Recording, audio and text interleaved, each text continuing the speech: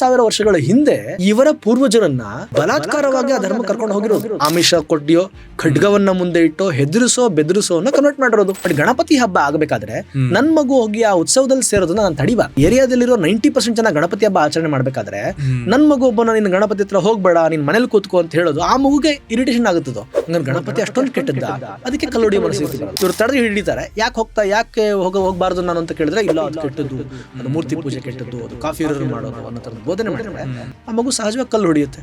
ನಾವು ಕ್ರೈಮ್ ಮಾನಸಿಕತೆಯನ್ನ ಕ್ರೌರ್ಯವನ್ನು ಅಲ್ಲೇ ಹುಟ್ಟಾಗ್ತಾನೆ ಆಯ್ತಲ್ಲ. ಭಗವದ್ಗೀತೆ ಕೆಟ್ಟದ್ದು ಅಂತ ಆಗಿದ್ರೆ, ಅದು ಒಳ್ಳೇದಲ್ಲ ಅಂತ ಆಗಿದ್ರೆ ಯೋಚನೆ ಮಾಡ್ಬೋದಿತ್ತು.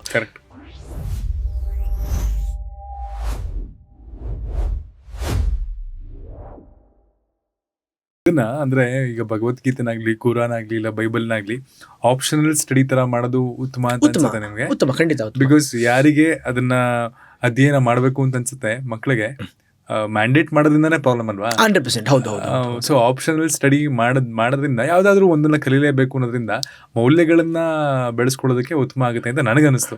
ಮಾಡ್ಬೋದು. ಅಂದ್ರೆ ಬೀಂಗೆ ಡೆಮೋಕ್ರೆಟಿಕ್ ಕಂಟ್ರಿ ಆ ಥರದೊಂದು ಆಯ್ಕೆಯನ್ನ ಖಂಡಿತವಾಗಿ ಇಡ್ಬೋದು. ಪೋಷಕರಿಗೆ, ಮಕ್ಕಳಿಗೆ ಮತ್ತು ಪೋಷಕರಿಗೆ ಬಿಡ್ಬೋದು. ನೀವು ಯಾವ್ದನ್ನ ಕಲಿಸ್ಬೇಕು ಅಂತಿತ್ತು ಅದನ್ನ ನೀವು ಕಲ್ಸ್ಕೊಳ್ಳಿ ಅಂತ.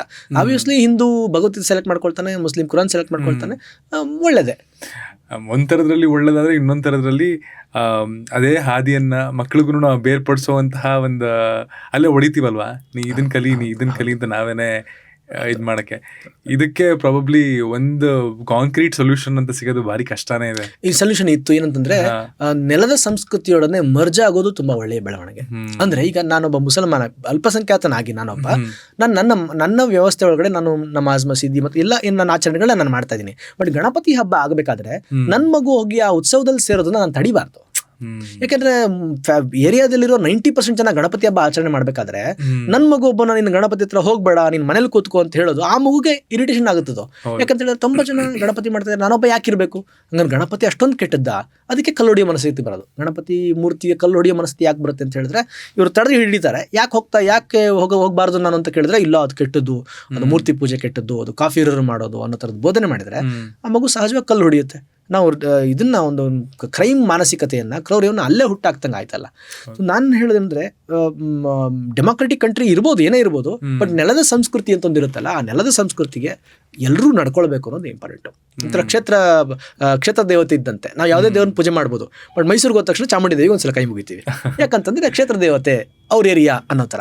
ಹಾಗೆ ಈ ಹಿಂದೂಸ್ತಾನ ಅನ್ನೋದು ಹಿಂದೂ ಸಂಸ್ಕೃತಿಯ ಜಾಗ ಆಗಿರೋದ್ರಿಂದ ಯಾವುದೇ ಧರ್ಮದವರು ಎಲ್ಲಿಂದಲೇ ಬಂದಿರಲಿ, ಹೇಗೆ ಆಗಿರಲಿ, ಅವರೆಲ್ಲರೂ ಕೂಡ ಈ ಸಂಸ್ಕೃತಿ ಒಪ್ಕೊಳ್ಬೇಕು. ಇನ್ಫ್ಯಾಕ್ಟ್ ಬಹಳ ಜನ ಅರ್ಥ ಮಾಡ್ಕೊಳ್ಬೇಕು, ಅಲ್ಪಸಂಖ್ಯಾತರು ಎಲ್ಲರೂ ಅದನ್ನ ಅರ್ಥ ಮಾಡ್ಕೊಳ್ಳೋದು ತುಂಬಾ ಉತ್ತಮ ಆಗುತ್ತೆ. ಗೊತ್ತಿರುತ್ತೆ ಬಹಳ ಜನಕ್ಕೆ, 1000 ವರ್ಷಗಳ ಹಿಂದೆ ಇವರ ಪೂರ್ವಜರನ್ನ ಬಲಾತ್ಕಾರವಾಗಿ ಆ ಧರ್ಮ ಕರ್ಕೊಂಡು ಹೋಗಿರೋದು. ಹಿಂದೂಗಳಾಗಿದ್ದವರನ್ನೇ, ಈ ಭಾರತೀಯ ಸಂಸ್ಕೃತಿಯಲ್ಲಿ ಇದ್ದವರನ್ನೇ ಬಲವಂತವಾಗಿ ಆಮಿಷ ಕೊಟ್ಟಿಯೋ, ಖಡ್ಗವನ್ನ ಮುಂದೆ ಇಟ್ಟೋ, ಹೆದರಿಸೋ ಬೆದರಿಸೋ ಕನ್ವರ್ಟ್ ಮಾಡಿರೋದು. ಯಾರು ಪ್ಯೂರ್ ನಾನು ಸೌದಿ ಅರೇಬಿಯಿಂದ ಬಂದಿದ್ದೀನಿ ಅಂತ ಹೇಳ್ತಾರೆ. ನಮ್ಮ ಪೂರ್ವಿಕರು, ಸರ್ ನನ್ನ 10 ತಲೆಮಾರಿನ ಹಿಂದಿನ ಒಬ್ಬ ವ್ಯಕ್ತಿ ಸೌದಿ ಅರೇಬಿಯಾದಿಂದ ಬಂದ ಅಂತ ಯಾರು ಹೇಳ್ತಾರೆ?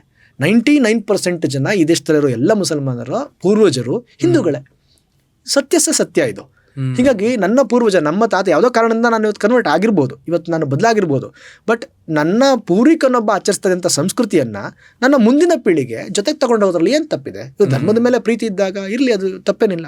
ಅವ್ರ ಧರ್ಮವನ್ನು ಆಚರಣೆ ಮಾಡ್ಕೊಂಡು ಹೋಗೋದು ಸಂಪೂರ್ಣ ಸ್ವತಂತ್ರ ಇದೆ. ಅದು ಧರ್ಮವು, ನಮ್ಮ ಸನಾತನ ಧರ್ಮವು ಅಡ್ಡ ಬರಲ್ಲ, ಸಂವಿಧಾನವೂ ಅಡ್ಡ ಬರಲ್ಲ, ಡೆಮೋಕ್ರೆಟಿಕ್ ಪ್ರಜಾಪ್ರಭುತ್ವವೂ ಅಡ್ಡ ಬರಲ್ಲ.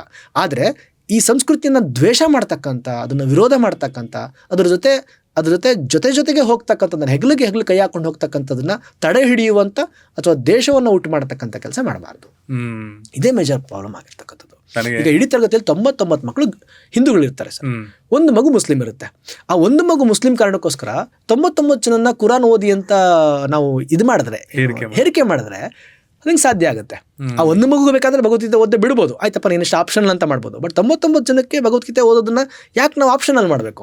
ಕಂಪಲ್ಸರಿ ಯಾಕೆ ಮಾಡಬಾರ್ದು ಅವರಿಗೆ, ಆ ಮಕ್ಕಳಿಗೆ? ಸೊ ಇದು ಪ್ರಾಬ್ಲಮ್ ಆಗುತ್ತೆ, ಕಿತ್ಕೊಂಡಂಗಾಗುತ್ತೆ 100%. ಮತ್ತೆ ಕೆಟ್ಟದಲ್ಲ, ಭಗವದ್ಗೀತೆ ಕೆಟ್ಟದ್ದು ಅಂತ ಆಗಿದ್ರೆ, ಅದು ಒಳ್ಳೇದಲ್ಲ ಅಂತ ಆಗಿದ್ರೆ ಯೋಚನೆ ಮಾಡ್ಬೋದಿತ್ತು.